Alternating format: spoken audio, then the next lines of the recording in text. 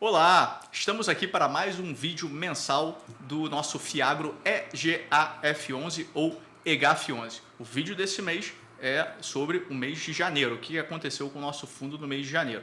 Eu sou o Bruno Lund, diretor da Eco Gestão de Ativos, e aqui comigo está Antônio da Luz, economista-chefe da Eco Gestão de Ativos. Olá pessoal, olá Bruno. Eu gostaria de começar perguntando para o Bruno aqui, para trazer para mim e para todos vocês, como é que foram as captações do fundo no mês de janeiro? Perfeito, Antônio. A gente, no mês de janeiro, acabou de encerrar uma captação. Essa foi uma captação pequena, tá, que a gente fez.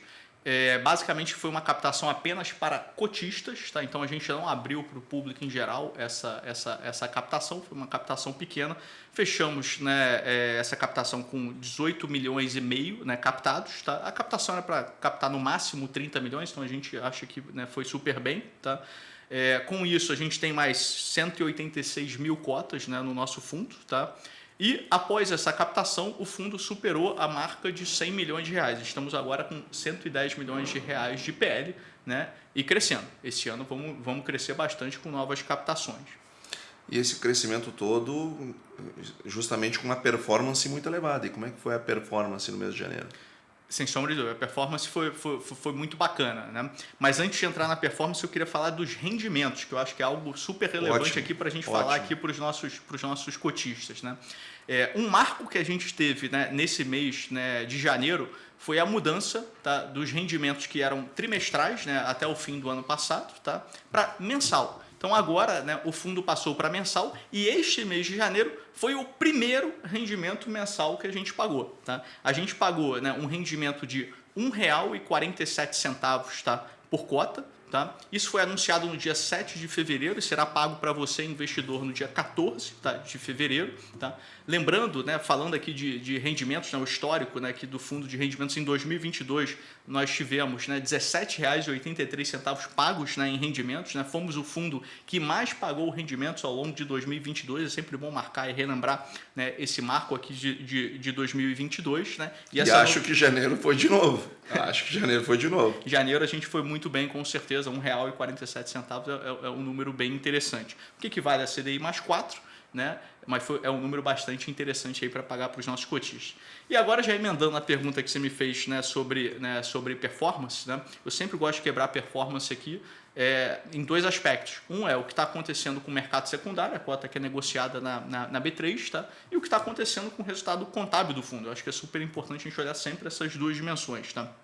Com relação ao mercado secundário, desde o início, o fundo, já deu de rentabilidade para o seu cotista 21,71% líquido, tá, de IR, contra um CDI, no mesmo período, de 13,9%, ou seja, algo, bastante expressivo. A gente está conseguindo descolar bastante aí do CDI e pagar um rendimento super atrativo, para o nosso investidor. Tá?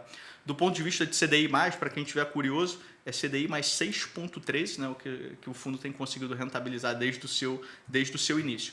Só em janeiro agora, por conta, do anúncio que a gente fez da mudança de trimestral para mensal, acho que a turma ficou bastante animada. Eu recebi, várias perguntas aqui pelos nossos canais, tá? E a nossa cota variou, só para você ter uma ideia, 2,97% contra um CDI de apenas 1,12%. Então veio, uma rentabilidade aí, bem interessante.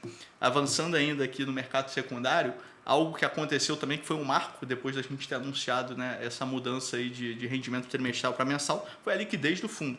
Que a gente, teve um marco que a liquidez do fundo nos últimos 15 dias, o que foi negociado aí na média diária dos últimos 15 dias, ou seja, a média diária dos últimos 15 dias foi acima de R$ 1 milhão. Nós superamos a liquidez de R$ 1 milhão. Tá? Então, acho que a turma ficou animada aí com essa notícia aí do rendimento mensal. E um outro marco que a gente teve aqui que é interessante foi o número de cotistas, né? Dezembro, né, a gente, né, tinha fechado ali com aproximadamente um pouco menos de 2.000 cotistas, tá? E agora nós estamos no fim de janeiro, né, fechamento de janeiro, com 2.219 cotistas, né? Trouxemos um pouco mais aí do que 250 cotistas, né, que é um marco, né, bastante interessante aqui para a gente. Nosso fundo está começando a ter uma reverberação aí cada vez maior e cada vez mais cotistas, né, estão gostando do fundo e estão participando aí, né, do nosso EGAF11. Tá? Fechando essa parte de performance, né, eu queria falar agora do resultado contábil. Né? O secundário é o resultado que você tem, cotista, quando você entra lá no secundário, mas é importante para você ver a saúde do fundo, né, o que está acontecendo com a carteira do fundo. E a única forma de você ver se a carteira está indo bem ou mal é olhando o resultado contábil. Tá? Então, o resultado contábil, né, só lembrando aqui, tá? Em 2022, a gente teve um resultado contábil de 21,40%, foi um resultado espetacular, equivaleu a CDI mais 8,03, tá? Então foi um resultado muito bom esse contábil. Desde o início, né, a gente está aí com 24,43%, tá, contra um CDI de 13,9%, tá, ou seja, um resultado, né, bem interessante. E em janeiro, nosso resultado contábil foi 1,68%. Tá? Como eu já falei aqui em outros vídeos, esse 1,68%, né, ele é um resultado que é o resultado que está lá, é o que está na CVM, é o que você vai ver, né, no time series, né, na série de dados lá de rentabilidade do fundo. Mas de verdade, como a gente estava no meio de uma oferta, né, eu já expliquei aqui outras vezes, tá, esse resultado ele tem um quê de espúrio. Né? E a gente aqui, por transparência para o investidor, gosta de mostrar o resultado ajustado. Ajustado o quê? Ajustado para o que está acontecendo com a oferta. Né? Como eu já expliquei aqui anteriormente para os nossos investidores, quando a gente faz uma oferta, né, todo o dinheiro que entra da oferta, ele entra no caixa contra uma provisão. Tá? É óbvio que a gente pega esse dinheiro e aplica. Então tem um pedaço que está provisionado, não impactou o PL, mas eu pego esse caixa que entrou da oferta e começo a aplicar. Tá? Como essa oferta foi pequena, foi apenas 18 milhões de reais, a diferença entre o ajustado, né, e o resultado, né, que você vê aí em tela não foi tão diferente. Foi 1,68 contra 1,43%. Mas acho que é importante a gente mencionar que o resultado do fundo, né, seria 1,43% se a gente não tivesse na oferta, controlando, né, para esses efeitos de oferta, que é a forma como é feita essa contabilidade. Tá? E aí, por último, né, só para fechar, né, saindo do percentual e indo para o resultado por cota, né, conseguimos aí um resultado de R$ 1,63 por cota, tá, isso contabilmente do fundo, né, e ajustando, né, para essas questões da oferta, foi a 1,40, chegando a um resultado retido, né, que eu ainda posso distribuir para os investidores de 71 centavos no fundo. Tá? Então, eu não só paguei de rendimento, né, esse mês 1,47, né, R$ 1,47, como eu ainda tenho ali um estoque de 71 centavos ainda para distribuir para os nossos investidores aí ao longo do tempo. Tá? Oh, que beleza, Bruno. Então, resultados excepcionais, espetaculares. E eu não tenho dúvida, embora eu tenha convicção, mas nós não fizemos as contas, provavelmente o EGAF continua sendo o Fiagro que mais paga no Brasil, inclusive no mês de janeiro, repetindo o que aconteceu ao longo de todo 2022. Não tenho certeza, mas acho que inclusive nos distanciamos do segundo. E Bruno, e quais foram as atitudes de gestão, quais foram os atos de gestão do mês de janeiro que são importantes de serem compartilhados com o nosso público? Não, perfeito.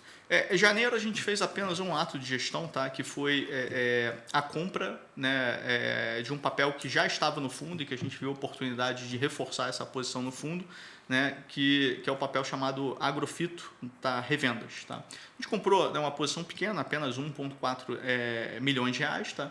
Esse é um papel que entra naquela tese de revendas que a gente já explicou aqui várias vezes. Tá? Compramos a cota sênior, tá, desse papel, que tem 30% de subordinação e que paga CDI mais 5,6%.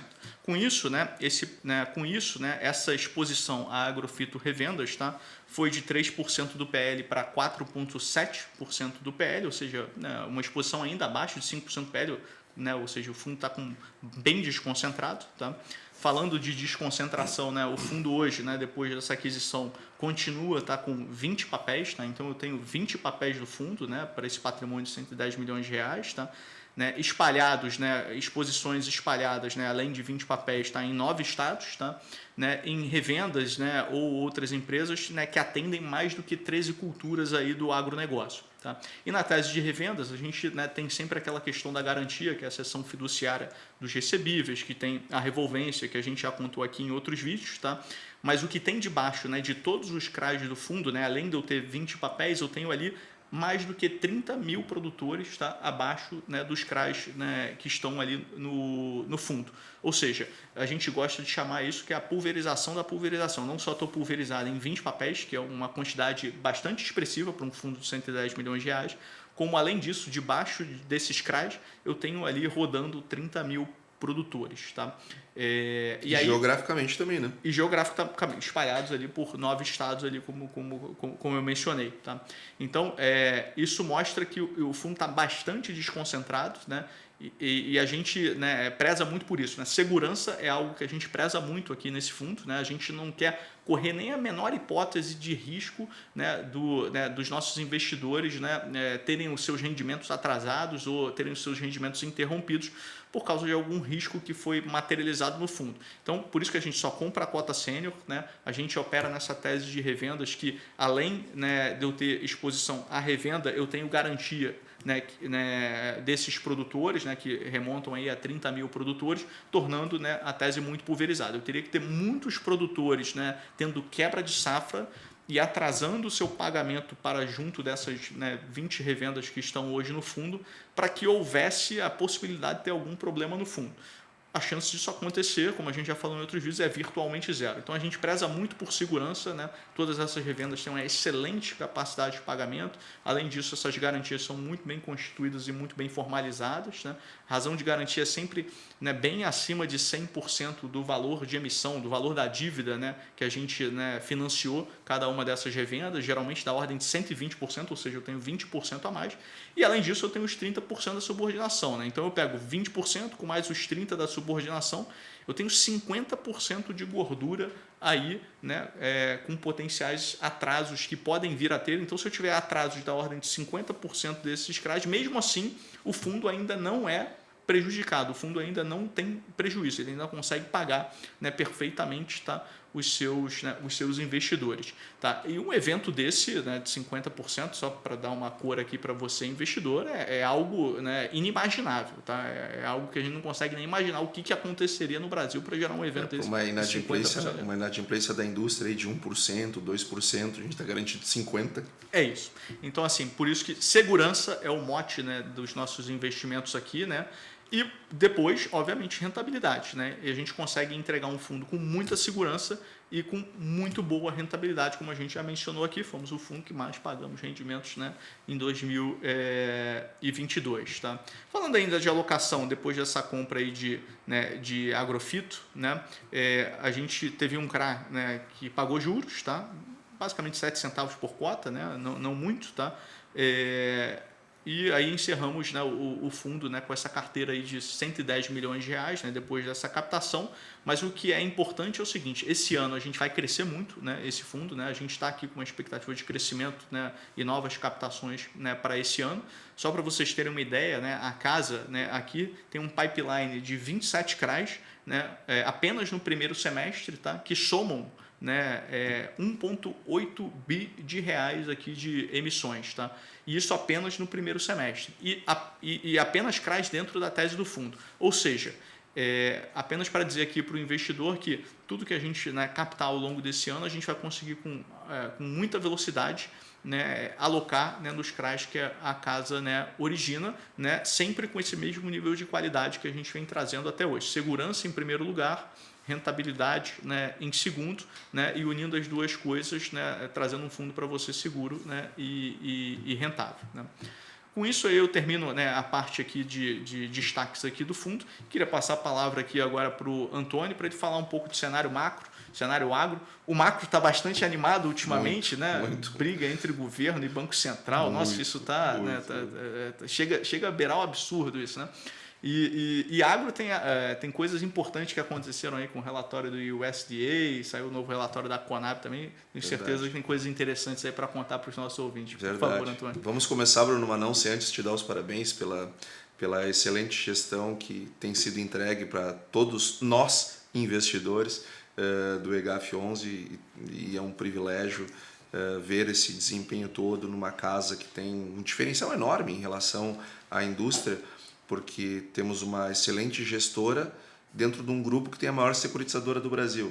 Então, dá para escolher que papel vai comprar dentro de casa, olhando por dentro cada uma das operações. Isso traz uma outra razão de segurança que vale muito a pena o investidor ficar atento, e parabéns, Bruno, pela gestão.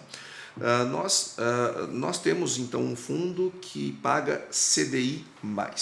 E o CDI, evidentemente, ele está atrelado à taxa Selic. E nós tivemos, Bruno, um comunicado do Banco Central, que divulgou agora recentemente, na semana passada, manteve os juros no Brasil em 13,75, Estados Unidos elevou mais 0,25, ou seja, Estados Unidos está com juro alto, Europa está com juro alto, México agora, nessa semana que estamos gravando esse vídeo, deu uma pancada na taxa de juro deles, ou seja, o mundo inteiro está com juro altos, não é somente o Brasil. Por isso que não se justifica essa briga entre Poder Executivo e Banco Central, Poder Executivo acusando o Banco Central de uma série de coisas que não faz o menor sentido, como se nós não tivéssemos vivido aqui uma inflação imensa nessas últimas temporadas, nessas últimas coletas anuais. Nós tivemos uma inflação terrível no planeta que exige níveis de juros mais elevados. Acontece que na eleição nós já falamos isso e todo mês estamos falando isso e estamos atualizando aquele investidor que nos acompanha nos vídeos. Estava 4,94 a projeção do IPCA no dia seguinte da eleição. E 4,94 para 23. Está nessa última coleta 5,78 e subindo. A inflação para 24, que é o horizonte relevante das expectativas do Banco Central, ou seja, o horizonte para o qual o colegiado, o Copom, olha para tomar decisão hoje, porque lembrando que tem um delay entre a decisão tomada e a economia absorver essa decisão em todas as suas taxas. O horizonte relevante, portanto, é 2024. 2024 já está em 3,90 a expectativa para a inflação, por uma meta de 3.